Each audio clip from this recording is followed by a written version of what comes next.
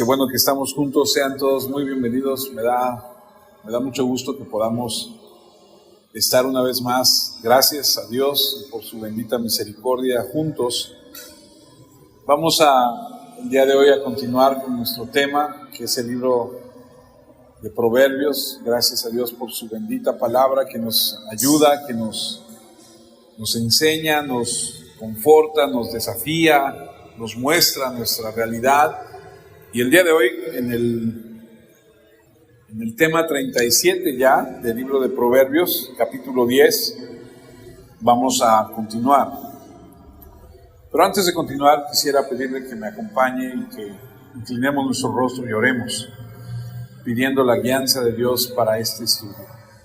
Eterno Padre, queremos, con tu ayuda, Señor, iniciar este estudio del libro de Proverbios.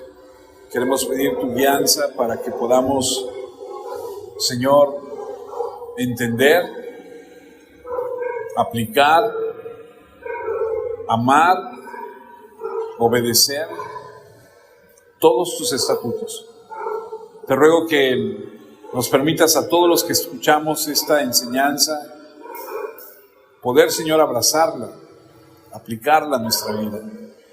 Pedimos que toda palabra humana sea quitada y nos permitas, Señor, obtener de ti, Señor, esa riqueza, esa enseñanza que tú das al corazón.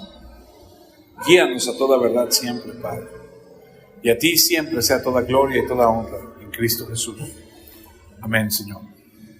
Bien, sin más, vamos a Proverbios capítulo 10, versículo 10, que es donde nos quedamos la semana pasada.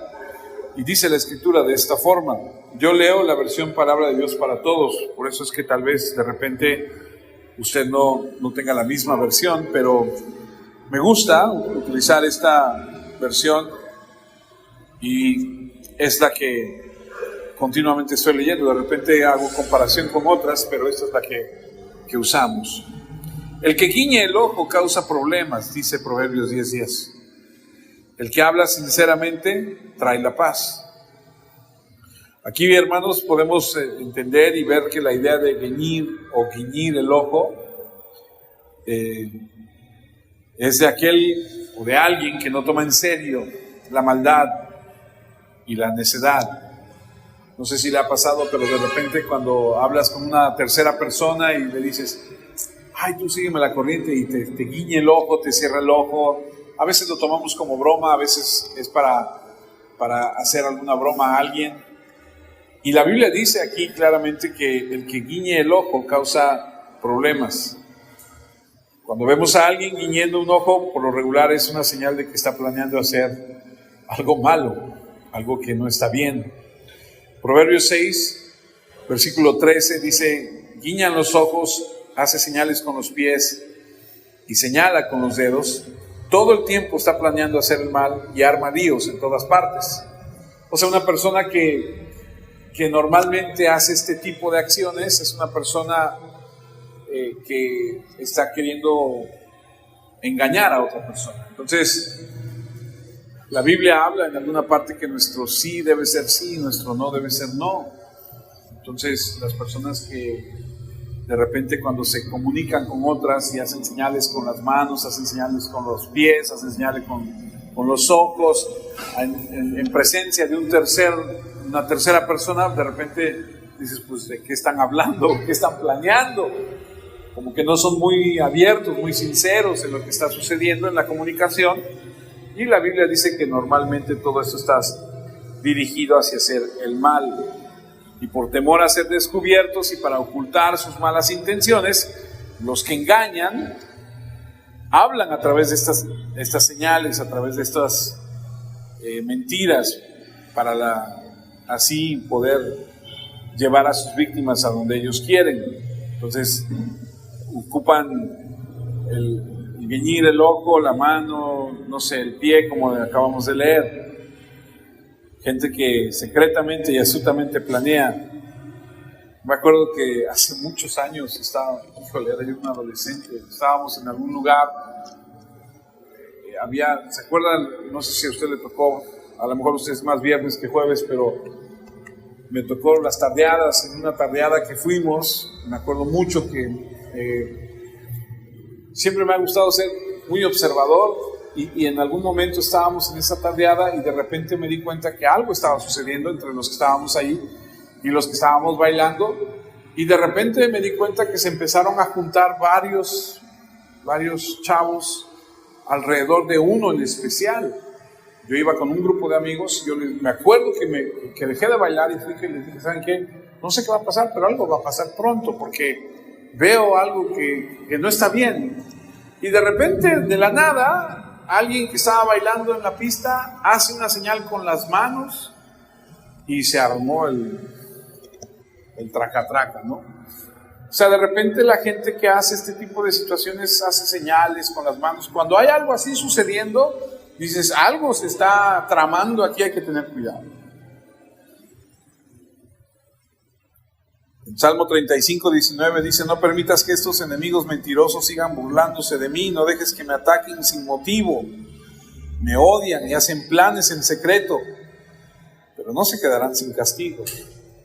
O sea, la gente que ocupa este tipo de comunicación en secreto y todo, no planea algo bueno. O sea, enseñémonos nosotros y enseñemos a los nuestros a que cuando vayamos a comunicar algo, sea de frente. Incluso en algún momento los niños llegan y te dicen algo al oído, hay que enseñarles a que hablemos de frente, a que hablemos bien sin ningún temor. Seguimos con Proverbios 10, versículo 11. Y dijimos la semana pasada, si usted recuerda, que cada versículo de estos proverbios de ahora en adelante hasta el veintitantos es una enseñanza en sí. El versículo 11 dice: las palabras del justo son fuente de vida, pero la boca del perverso solo oculta violencia. Y aquí vemos la dependencia de la vida de respecto del agua. Se experimenta existencialmente en toda la tierra, especialmente en el antiguo Oriente, donde escasea. El agua de pozo que fluye es particularmente preciosa, haciendo una alusión a la fuente de vida, a la fuente de agua. El agua es algo elemental, es algo que necesitamos para vivir. Y entendemos que no puede salir, no puede brotar de una misma fuente de agua, agua dulce y agua salada. Y creo que lo que estoy tratando de decirle es que lo que Jesús dijo, y lo platicábamos hace un momento, de la abundancia de nuestro corazón va a hablar nuestra boca. Y cuando leemos ahí que las palabras del justo son una fuente de vida, entendemos que esa fuente de vida es como esa fuente de agua. Pero entendemos también que una fuente de agua no puede dar, hoy es lunes, hoy nos va a dar agua dulce. El martes es la salada, vente el martes, ¿no? No, de la fuente sale el agua dulce o el agua salada. Entonces tenemos que entender que hay una diferencia, una distinción. Jesús, hablando con la mujer samaritana en el pozo, le dijo que si ella bebía del agua que él le proporcionaba, nunca más volvería a tener sed. De esa fuente de agua viva, agua eterna. Y me pregunto, y te pregunto a ti sin necesidad que me tengas que contestar, ¿qué es lo que está brotando de tu boca? Si tú eres una persona justa, entonces de ti tiene que salir esa fuente de vida. Jeremías capítulo 2, versículo 13 dice: mi pueblo ha cometido 2 pecados en mi contra. Me ha abandonado a mí, fuente de agua viva, y ese es uno, y el otro es, ha cavado sus propias cisternas, pero esas cisternas están rotas y no pueden darles agua. O sea, han querido proveerse de ellos mismos, pero no se puede, porque la única fuente de vida viene del Señor. Por más que tú y yo nos esforcemos por obtener, por hacer, por lograr, obviamente que hay cosas que logras, obviamente que obtienes con el esfuerzo, con el trabajo, con la dedicación, pero no estamos hablando de algo eterno, estamos hablando de algo material que es perecedero. Y cuando hablamos de algo eterno, y obviamente hablamos de vida eterna, lo único que queda claro es que solamente viene de Él. Y aquí claramente dice que Él es la fuente de agua viva. El Señor es la fuente de donde brota lo que el hombre necesita para ser sabio. Porque recuerde esto siempre: toda palabra que sale de la boca de Dios es sabia. Y debemos entenderlo. Y así como se desea tener ese recurso de agua necesaria, es que nosotros debemos desear y buscar y obtener esa sabiduría a través de este beneficio que se tiene al tener a Dios en nuestra vida. Pero la parte segunda de Proverbios 10:11 dice: pero la boca del perverso solo oculta violencia. Y como dijimos en el versículo 6, la violencia ha salido del impío y luego vuelve a caer sobre él, sobre su boca sucia. Los malvados están en un contraste directo. O sea que por un lado el justo habla vida, y por el otro lado el perverso solamente tiene cosas que te llevan, que te muestran, que te dan violencia que finalmente va a terminar en la muerte. Por un lado el justo habla vida, y por el otro lado, en contraste, está el malvado y está cubriendo su boca de violencia. ¿Te ha pasado? Tal vez conoces que cuando alguien habla algo y levanta un chisme, levanta una calumnia, se puede crear tal magnitud que causa separación, quebrantamiento, dolor, donde dices: es que esto que están hablando, esto que están diciendo no es real, no es, y puede traer unas consecuencias terribles. Entonces es importante entender que nosotros, como gente que nos decimos ser justos, que nos decimos ser hijos de Dios, debemos hablar cosas que dan y producen vida.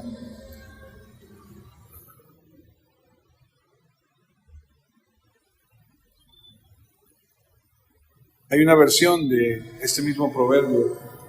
No, es el siguiente versículo, perdóname, me estoy confundiendo. El siguiente versículo, versículo 12, Proverbios 10:12, dice que el odio crea discusiones y el amor perdona todos los errores. El odio crea discusiones y el amor perdona todos los errores.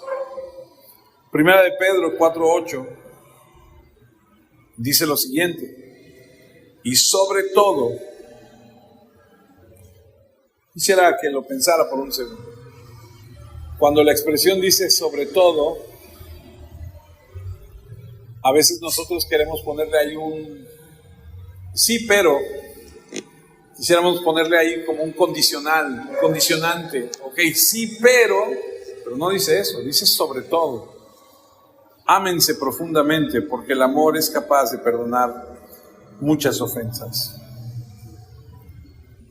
Me acuerdo que hace algún tiempo atrás, una de mis hijas, recién casada, tuvo una situación, como tiene todo matrimonio recién casado, pero tenía reciente, tenía meses.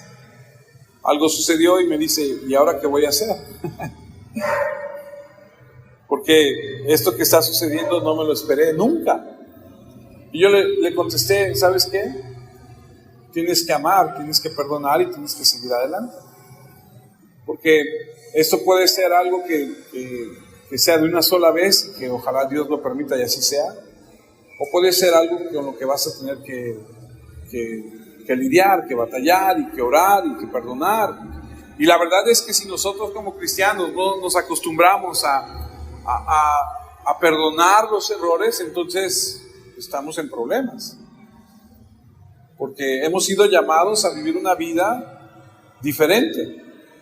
Y que no se nos debe olvidar nunca que nosotros mismos recibimos el perdón de nuestros pecados. Así que mientras el odio destruye, crea discusiones, crea enemistades, porque la verdad es que a lo largo de la existencia de la humanidad, el odio ha traído tantas separaciones y tantas situaciones. No sé si usted alguna vez estuvo o tuvo o sabe o conoce de alguien, ¿no? De dos familias que se odian, que se molestaron, se distanciaron. Me contaron la anécdota en una de las escuelas que trabajé, muy famosa aquí en Córdoba, de dos familias muy renombradas, de que siendo niños, una edad de 9, 10 años, dos chicos empezaron por alguna discusión, empezaron a pelear. Las bromas se hicieron cada vez más pesadas, las cosas se fueron escalando, al grado que intervinieron los padres y después las mamás, y después se hizo un pleito de familias, y dicen que hasta el día de hoy esas familias se siguen odiando. Y puede ser que incluso los familiares ya de segunda generación o incluso hasta más, pues llegan a la familia y sin saberlo te enseñan y te dicen y te inculcan: mira, con todos, como decía la canción, menos con tales personas, ¿no? ¿Por qué? Pues quién sabe, porque hubo un pleito en algún momento entre alguien de la familia con alguien de esa familia. El caso es que no nos llevamos, el caso es que estamos peleados, el caso es que con ellos ni a la esquina. Entonces vemos que en muchas ocasiones generaciones han sufrido de algún incidente que ni siquiera saben de por qué se odian. El odio fomenta discusión y la constante provocación de discordia y controversia es evidencia de odio. Hay que tener mucho cuidado, hay que tener amor y hay que perdonar y no hacer que la ofensa se haga más grande. Sin lugar a duda hay un momento de confrontar y de exponer y de hablar y de hacer énfasis en esa reconciliación y equilibrar las cosas y buscar la paz entre nosotros, porque si tú no tratas una herida, y los que hemos sufrido de alguna herida sabemos que si no lavas la herida, si no la purificas, si no la atiendes, se va a echar a perder, va a venir la infección, y si no tratas la infección, si no te tratas con medicina o si no la tratas, puede haber un daño mayor. El silenciar las cosas de nuestros propios pecados no va a sanar esta situación. Ahora hay que entender que el perdón es un subproducto del amor, y esa es la manera de detener el odio, perdonar y amar. Pero puedes pensar: pero es que tú no sabes lo que me han hecho a mí, tú no sabes, no conoces lo que he vivido. Pues tal vez no, pero Dios sí. Lo que sí te puedo decir es que lo que tú has sufrido, en primer lugar, Dios lo entiende. Y también debes entender que a la persona que te hizo daño, a la persona que te causó tanto dolor, para esa persona también Dios tiene perdón y también tiene amor. Y eso es bien difícil de entender también. Porque nosotros decimos: bueno, yo quiero que Dios me perdone a mí. Pero el que me hizo daño a mí, no, es el que Dios lo refunda en el piso más de abajo del infierno. Y no, también para él hay perdón. Y ese es el amor. El amor que cubre todos los pecados. El amor que cubre tu pecado y el amor que cubre el pecado de aquel que te hizo daño. Así que recuerda que el odio trae problemas, pero el amor trae sanidad. Mira lo que dice Proverbios 28:13. Proverbios 28:13 dice: no le irá bien al que oculta sus pecados, pero el que los confiesa y se aparta será perdonado. Y aquí es a donde creo que ha habido una falta de comprensión por parte de muchos de nosotros. Porque sí es verdad que algunos confesamos el pecado, pero nos falta dar el siguiente paso. Porque lo confiesas, pero no te apartas. Es como el católico que va semana a semana y se confiesa con el sacerdote y le dice, he pecado. Yo me acuerdo que tal vez una o dos veces me fui y me confesé. Y recuerdo la sensación de haberme ido a confesar y de salir de ahí y decir, hasta sentí que me quitaron un peso de encima. Pero me lo volví a poner al otro día porque lo confesé, pero no me aparté. Y la verdad es que la Biblia dice que lo debes confesar y debes dejar de hacerlo. Leía en alguna ocasión que alguien decía, nadie ora y le dice a Dios, Señor, nunca, jamás quiero volver a cometer este pecado. Porque nadie se quiere comprometer, porque queremos dejar ahí como que tantito abierto ahí para volver a hacerlo, para en alguna ocasión de repente por ahí. Ahorita no, porque ahorita me siento muy mal haberlo hecho, pero a lo mejor de repente en unos meses por ahí, si se puede, regresar a eso. Proverbios 10:6, el justo le llueven bendiciones, pero la boca del perverso solo oculta violencia.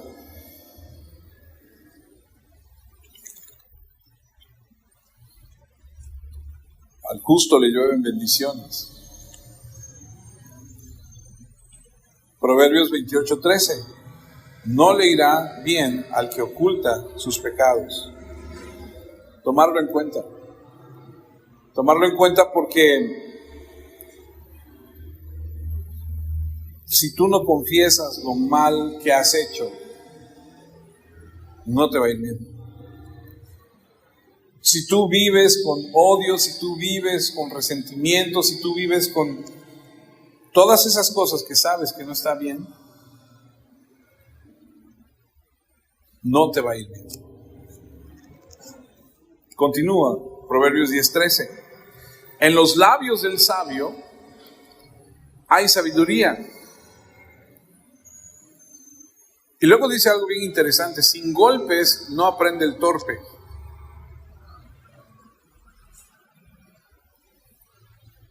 En los labios del sabio hay sabiduría. El sabio habla cosas buenas.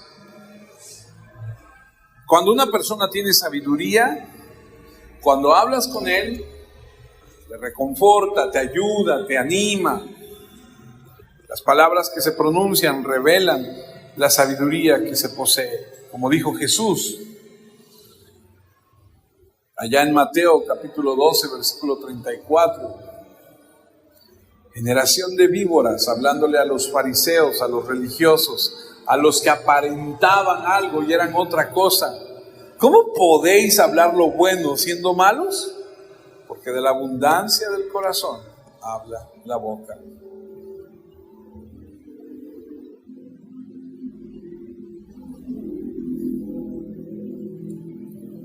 En los labios del sabio hay sabiduría. Este mismo versículo de Proverbios 10:13, en otra versión, dice lo siguiente: en los labios del prudente se halla sabiduría.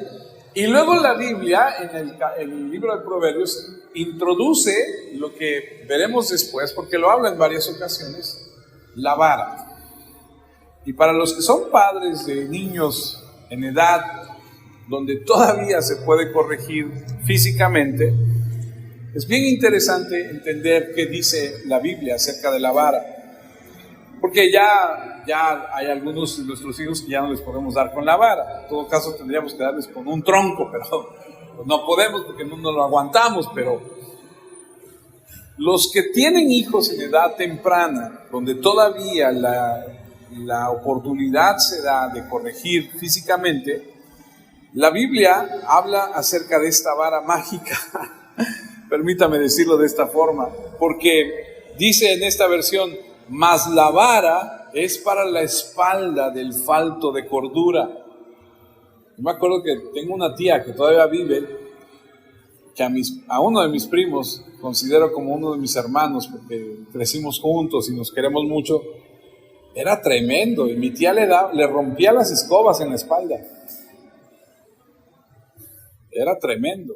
Dice, cuando lo alcanzaba, ¿verdad? Porque, y cuando se descuidaba, le partía el palo de la escoba en la espalda.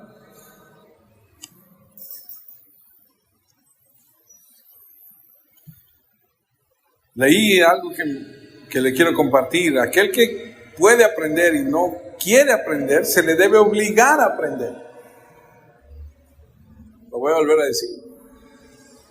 Aquel que puede aprender y no quiere, se le debe obligar a aprender. Los chicos de hoy deben entender, deben ser, y le voy a decir algo, no tengo el menor interés de que se me juzgue o critique por lo que voy a decir, o sea, no, es lo que dice la Escritura. La vara es un instrumento que se nos presenta como una lección profunda para impartir sabiduría a aquellos que no quieren la sabiduría. Esta misma vara de corrección la vamos a leer, como le dije, más adelante en Proverbios, a donde se nos dice que cuando educar a nuestros niños es difícil, debemos aplicar la vara de la corrección.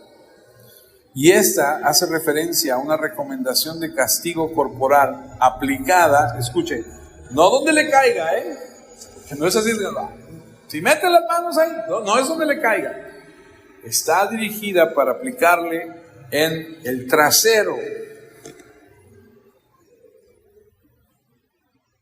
Propiamente dicho, en las nalgas, así es como se dice, de los niños y de aquellas personas que son tontos, que son testarudos, que son cabeza dura, para que se vuelvan más, para que aprendan, para que se vuelvan sabios. La aplicación de la vara es utilizada para darle, cuando se portan mal, a estas personas, cuando no quieren entender. De hecho, aquí dice, mas la vara es para la espalda del falto de cordura. Ojo, la corrección, la aplicación de la vara es todo un tema aparte, porque aprenderemos cuando tengamos la oportunidad, pues que no debe hacerse cuando estás enojado, que no debe hacerse en esa intención de que ahorita me las vas a pagar todas las que te he guardado, ahorita me voy a desquitar, ¿no? No habla de eso, porque incluso para corregir, para eso, hay que ser prudente y hay que ser sabio. Pero será un tema más adelante. Solo quiero que sepa que es un tema que la Biblia habla. Existe una vara para los padres. Nosotros tuvimos, por la bendición de Dios, 4 hijos. Y me acuerdo mucho cuando nuestros hijos eran pequeños. Y me acuerdo mucho de cuando hacían sus rabietas. Y me acuerdo mucho que mi esposa tenía bien, a donde quiera que íbamos, llevábamos una vara y la metía en su bolsa. Y cuando aquellos querían hacer su teatro, querían hacer su show, mi esposa siempre dijo, siempre hay un baño público donde puedes ir. Y entonces tomaba al niño, tomaba a la niña, la llevaba al baño y allá le mostraba, le decía, le enseñaba y salían, de hecho es una cosa ejemplar, ¿no? Porque la vara, la vamos a aprender, Dios nos ha dado el instrumento para poder aplicar. Yo sé que es controversial, yo sé que muchas personas dicen, no, pero no, es decisión de cada quien. Yo trabajo con chicos de 5º grado de primaria. Hace unos días una mamá se acercó, estábamos haciendo un ejercicio ya a la hora de la salida, su hijo se había quedado porque no había terminado. Y la mamá se me acercó y me preguntó cómo iba. Yo le expuse, le dije a la señora todo lo que está sucediendo con su hijo de 10 años. Y hubo un momento donde el hijo a la mamá se le quedó viendo, porque la mamá me decía, ok, profesor, yo le agradezco que me esté reportando todo, yo voy a hablar con él. Y el niño con los ojos curiosos la veía y le gritaba y reclamaba a la mamá y le decía, mamá, ya.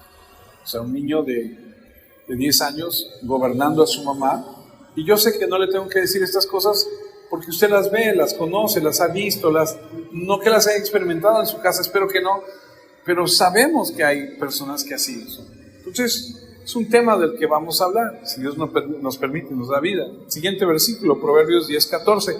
Los sabios acumulan conocimiento, pero la boca de los necios está cerca de la destrucción.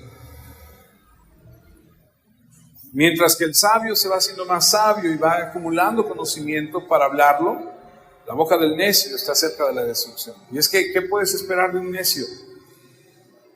¿Qué te puede enseñar a alguien que es necio? Si te puedo compartir algo fuera de la Escritura, te puedo decir, júntate con gente que te va a enseñar algo, no con gente que te va a llevar a hacer cosas equivocadas. Santiago 1:26, si alguno se cree religioso entre vosotros y no refrena su lengua, sino que engaña su corazón, la religión de tal es vana. Entonces, los tontos siempre quieren parecer más sabios y quieren hablar de algo que no saben. Pueden decir muchas cosas, pueden opinar muchas otras, pero la verdad es que la sabiduría emana de la palabra de Dios. ¿Qué dice el Señor con respecto a lo que estás viviendo y cómo debes conducirte? Santiago capítulo 3, versículo 1 en adelante, hermanos míos, no sean todos maestros entre ustedes, pues ya saben que Dios juzgará con más severidad a los que somos maestros. Y esta es una de las escrituras que cada vez que la leo me pongo a pensar y digo, ay Señor, ayúdame. Todos fallamos mucho, dice el versículo 2, pero el que no cometa errores con lo que dice ha llegado a la perfección. ¿Hay alguien que ha llegado a la perfección de nosotros? No, todos nos equivocamos, todos decimos cosas que no debemos, todos hacemos cosas y pensamos cosas que no debemos, pero tenemos que seguir adelante. Nosotros ponemos el freno en la boca del caballo para que nos obedezca y así poder controlar todo su cuerpo. Con un pequeño timón, los pilotos obligan a los grandes barcos a ir a donde ellos quieren, aún en medio de fuertes vientos. De la misma manera, la lengua es una pequeña parte del cuerpo que presume de grandes cosas. Hasta un gran bosque puede incendiarse con una pequeña y débil llama de fuego. La lengua es como la chispa que prende el fuego. De todas las partes del cuerpo, la lengua es todo un mundo de maldad. Contamina todo el cuerpo. La lengua incendia todo el curso de nuestra vida y sus llamas vienen del mismo infierno. Esta es la lengua que no está controlada por la sabiduría de Dios, por supuesto. Los hombres siempre han podido domar toda clase de animales salvajes, aves, reptiles y animales del mar, pero ningún hombre puede domar su lengua. Es como un mal que no descansa y está llena de veneno mortal. Reitero, es una lengua que no está siendo enseñada a las cosas que son justas, a las cosas de Dios. Versículo 9, con la lengua bendecimos a nuestro Padre, a nuestro Señor y Padre, y con ella maldecimos a las personas que han sido creadas a imagen y semejanza de Dios. De manera que con la misma boca bendecimos y maldecimos. Eso, hermanos míos, no debería ser así. Interesante, porque la enseñanza es, ¿qué estás hablando? ¿Qué estás diciendo? Cuando hablas, ¿cómo hablas? Un hombre sabio escucha, absorbe la información, almacena el conocimiento, tiene accesibilidad para el futuro, incluso hasta memoriza, toma notas de las cosas de la palabra para hablarla. Pero la boca del necio está cerca de la destrucción. Y otra vez, volvemos a ver el contraste entre uno y otro. Mientras que uno habla cosas buenas, el otro habla cosas para destrucción. Mientras uno tiene el conocimiento y edifica, el otro destruye. Siguiente proverbio, Proverbio 10:15. La riqueza protege al rico y al pobre lo destruye la pobreza. La riqueza para el rico es como su fuerte, como su fortín, como eso a donde él se siente seguro. La riqueza es una medida de protección, de provisión en este mundo al hombre rico. Porque el dinero le puede comprar muchas cosas y adquirir muchas comodidades que los pobres no pueden tener. Y en este mundo parece que los ricos se vuelven cada vez más ricos y los pobres se vuelven cada vez más pobres. Realmente no hay nada de malo con tener dinero. Lo que podría convertirse en pecado es lo que usted sienta acerca de la riqueza y lo que hace con ella. Así que creo que lo importante es meditar en dónde estás, o sea, la condición en la que te encuentras, y mantenerte contento con eso. Con respecto al dinero hay que tener cuidado de guardar nuestro corazón. Lo que es muy cierto es que si por alguna razón estás viviendo pobreza, debes trabajar y debes tratar de mejorar. Salomón instruye a los jóvenes para que entiendan el valor de la riqueza.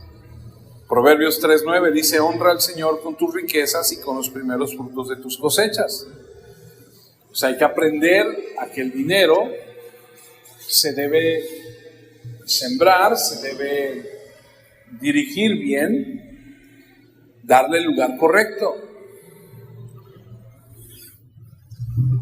Proverbios 12:27 dice lo siguiente: el perezoso no sale con nada, pero el que trabaja duro prospera. Esto es bien interesante, porque ¿cuánta gente hay? Yo creo que no sabemos la cantidad exacta, pero ¿cuánta gente hay semana con semana jugando el melate, jugando no sé qué tantas cosas hay, con la esperanza de que un día se vuelvan ricos?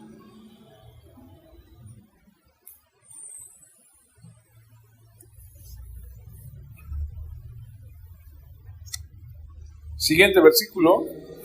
No, es el mismo. Es la siguiente parte. Proverbios 10:15. La riqueza protege al rico y al pobre lo destruye la pobreza. Claro que en este mundo se coloca al que es pobre en una gran desventaja, porque tiene que ir en contra de la corriente, que es difícil. Pero también la riqueza puede convertirse en una maldición. Puede convertirse en algo que es como una carga que te lleva a la destrucción.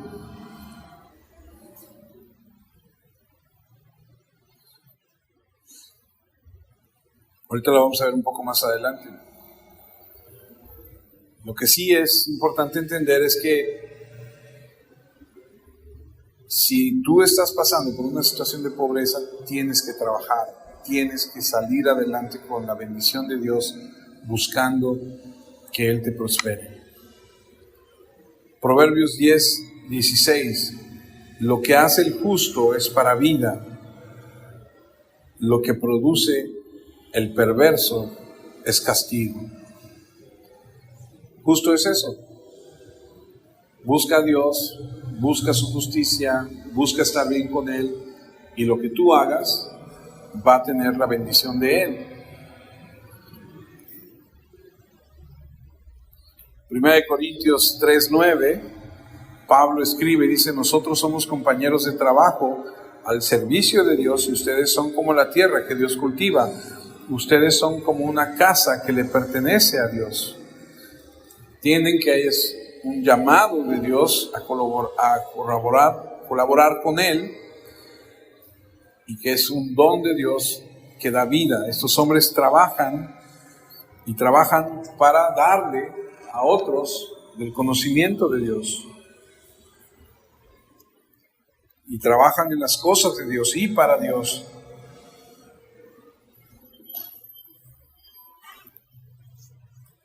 Como le decía hace rato, hay mucha gente que quiere la bendición de Dios y piensa que la bendición de Dios es equivalente a tener dinero. La bendición de Dios no es equivalente a tener dinero.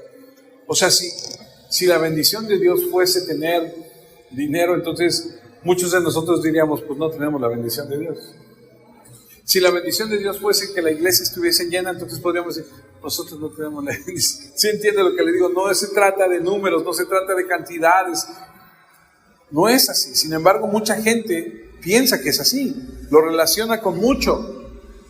Y entonces se pierde en eso y se aboca a ese tipo de cosas. Y entonces quiere tomar atajos para alcanzarlo rápido y quiere lograrlo sin esfuerzo. Como el político ese que tuvimos hace algunos años, que fue una carrera, un maratón al extranjero, no sé si fue en Inglaterra. Político mexicano, en un maratón en Inglaterra, se inscribe, se pone su número, se echa la carrera con los miles que van, y de repente se pierde, y de repente aparece más adelante, y llega a la meta casi sin sudar, casi sin esfuerzo, pero no se percató que Londres es una de las ciudades con más cámaras que hay en el mundo, y pues que lo descubrieron. Todo el mundo quiere aventajar, todo el mundo quiere llegar a un punto de la manera más fácil y más rápida. Las ganancias de los malvados van a brindar más oportunidades para pecar. A veces, para lograr algo, tienen que pasar cierto esfuerzo, tienen que pasar ciertas cosas.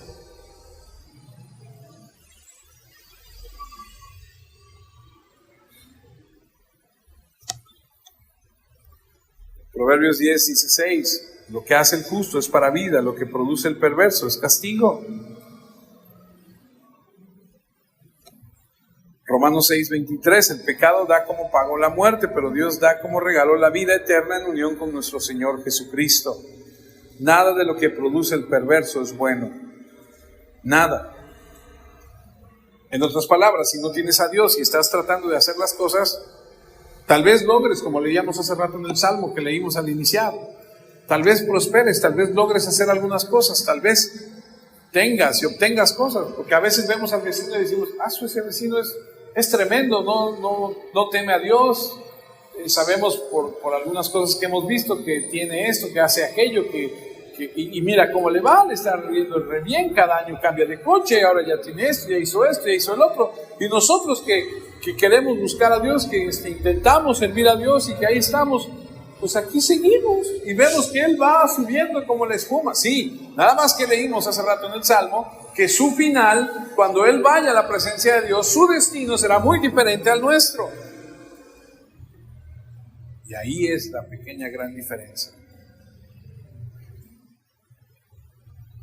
Proverbios 10:17, el que presta atención a la corrección va por el camino de vida, y el que la rechaza se extravía. Esto es tremendo, porque en la cultura actual, cuando queremos expresar nuestra opinión de que alguien va encaminando hacia el éxito, decimos, va en el camino correcto, va en la dirección correcta. Y es verdad, decimos, pues ahí la lleva, ahí va bien. Camino correcto. La visión de la Escritura, de la Biblia, nos dice a través de Salomón, el que presta atención a la corrección. Aquí el problema es que a muchos no nos gusta la corrección. Es más, lo puedo decir, creo que sin temor a equivocarme, a nadie le gusta que lo corrijan. A nadie. Pero el que presta atención cuando lo corrigen va por el camino de la vida. El que rechaza la corrección se va a extraviar. Es como aquel que se sube a su coche, lo arranca y empieza a andar y le empieza a prender el foco de la... Se llaman testigos los poquitos que están en el tablero. Y que ve y dice, me choca esto, cómo no se le quita, no sé qué sea. Y un día decide de la nada sacarse un chicle de la boca, pegarlo en el tablero para que ya no vea el foco y dice, ahí está, ya no lo voy a volver a ver. Sí, nada más que el foco indicaba que no tenía frenos.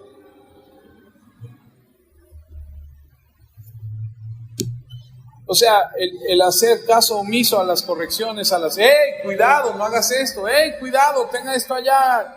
El rechazarlo te va a llevar a donde no quieres. Seguramente usted ha ido a carretera, y si no ha ido a carretera y no ha viajado nunca en coche o en carretera o en autobús, en la calle tan simple, tan sencillo, vas caminando y de repente ves el alto, de repente ves la luz roja, de repente en algún lugar de la ciudad tienes que oprimir algún botón para que te permita el paso peatonal, porque no puedes cruzar la calle cuando quieras.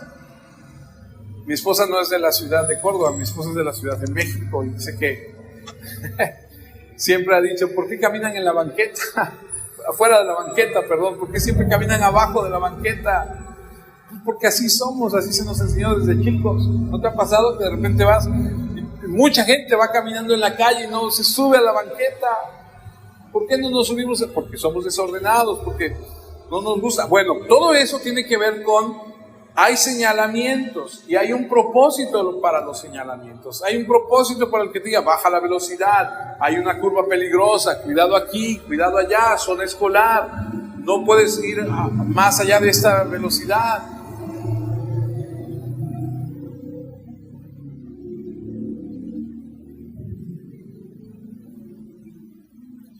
El camino de la vida es así. No puedes ir por la vida creyendo que puedes hacer lo que tú quieras y pasarte los saltos y brincarte los topes y hacer lo que tú quieras, porque te va a ir mal. Si tú haces caso omiso a las correcciones que hay en este camino de la vida, si tú no le haces caso a la voz del GPS de esta vida, vas a acabar donde no quieres. ¿Alguna vez has puesto el GPS y te dice, en 200 metros de vuelta a la izquierda, y tú te sigues derecho? No vas a llegar a donde quieres ir. O sea, si lo vas a hacer a tu manera, pues apágalo. Acuérdate siempre de esto. Si no sabes a dónde vas a terminar donde no quieres. Es así de fácil. O sea, yo no quiero nada de eso de la Biblia, eso a mí no me interesa. Ok, entonces prepárate porque vas a terminar donde no quieres. Y la Escritura dice que el que la rechaza se extravía. Recházala. Sigue rechazando la Escritura, sigue rechazando lo que Dios dice, sigue rechazando su corrección. Y entonces al final vas a entender que ese rechazo te va a llevar a donde no quieres. Esa falta de humildad, de reconocer, te va a llevar a donde no quieres. Te va a llevar por un camino donde hay muchas situaciones que no te van a gustar. El faraón, cuando Dios le dijo al faraón, deja ir a mi pueblo, él se negó y endureció su corazón, dice la Escritura. Dios endureció su corazón, tenía un propósito para mostrar al mundo entero cómo ese hombre iba a ser un instrumento de él. Dios le dijo, suéltalo. No. Lo llevó al Mar Rojo, ahí lo ahogó con todo su ejército, ahí se acabó. No, ándale pues. No fue humilde, no reconoció. ¿Qué le iba a pasar al rey de Nínive? ¿Se acuerdan? Cuando fue Jonás y predicó, no hasta puso en ayuno a los animales, no puso en ayuno a los niños, a las mujeres, a los hombres y a los animales. Dijo, nadie va a comer, nos vamos a humillar, porque Dios va a hacer algo, y si no hacemos algo va a pasar aquí malo. Y entonces dice que Dios nos perdonó. Siguiente versículo, Proverbios 10:18, el mentiroso disimula su odio y el bruto propaga chismes.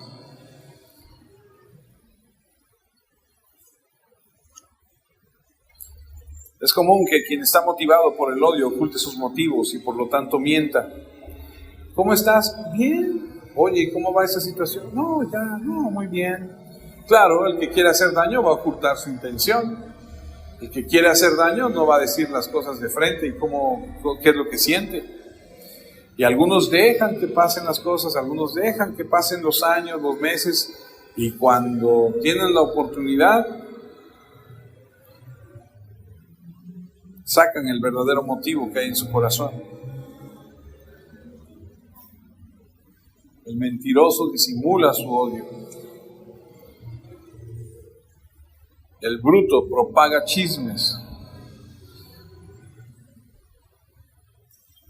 Qué increíble. No son capaces de determinar la verdad. Prefieren mentir. Prefieren vivir de esa forma. necios.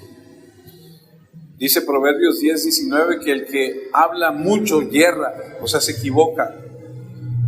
¿Conoces a alguien que habla mucho, que no para de hablar y que... ¡Ay, ya! El sabio aprende a callar. La persona que escucha aprende. Hablar demasiado lleva al pecado. Una persona de lengua suelta es un poco probable que aprendan algo nuevo. Los que somos profesores sabemos eso. Los niños que no guardan silencio no aprenden.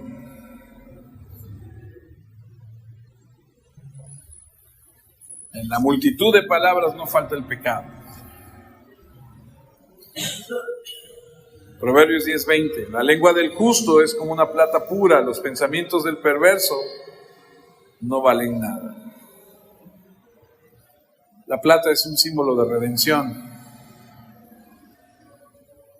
Una persona, un cristiano que es justa, que es recta, usa su lengua para contar a otros sobre la salvación de Jesús, como hemos dicho antes, que es la fuente de todo.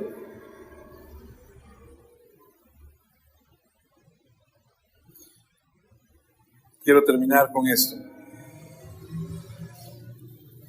Lucas 6:45. El que es bueno lo es en su interior y habla de lo que tiene ahí. De igual manera, el malo lo es en su interior y habla de lo que tiene ahí, porque las palabras revelan lo que hay en el interior.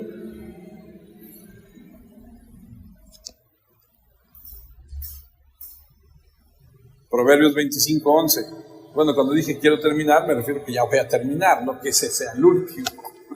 Proverbios 25:11. Decir la palabra adecuada en el momento preciso es como una manzana de oro servida en bandeja de plata.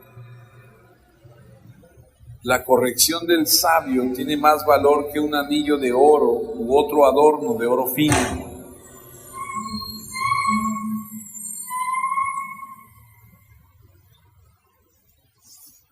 Decir algo en el momento preciso no tiene comparación. Vamos a quedarnos ahí por cuestiones de tiempo para que podamos absorber lo que hemos leído, hemos visto, para que podamos meditarlo y si Dios permite y con su bendición continuamos a partir del versículo 21 la próxima semana. Acompáñeme a orar, incline su rostro, por favor. Dios eterno, te damos muchas gracias por permitirnos estar en tu palabra, por meditar en ella. Gracias por la enseñanza, Señor. Gracias porque cuando meditamos tu palabra, Señor, y tu Espíritu precioso nos redarguye, nos enseña, nos permite atesorar, asimilar. Tu palabra nos haces crecer, nos haces madurar. Te ruego que cada persona que escucha esto podamos meditarlo, podamos, Señor, absorberlo y hacerlo parte de nosotros. Gracias por tu sabiduría que das a nuestras vidas. Gracias por permitirnos, Señor, todo lo que nos das. Gracias por tu gran amor, tu gran poder, tu misericordia, tu paz, tu presencia. Te ruego que a los hermanos, Señor, a donde quiera que estén escuchando, a los que estamos aquí presentes, nos ayudes, nos hagas, Señor, crecer y madurar, para que cada día podamos ser como tu Hijo Jesucristo, siempre dándote gloria y honra.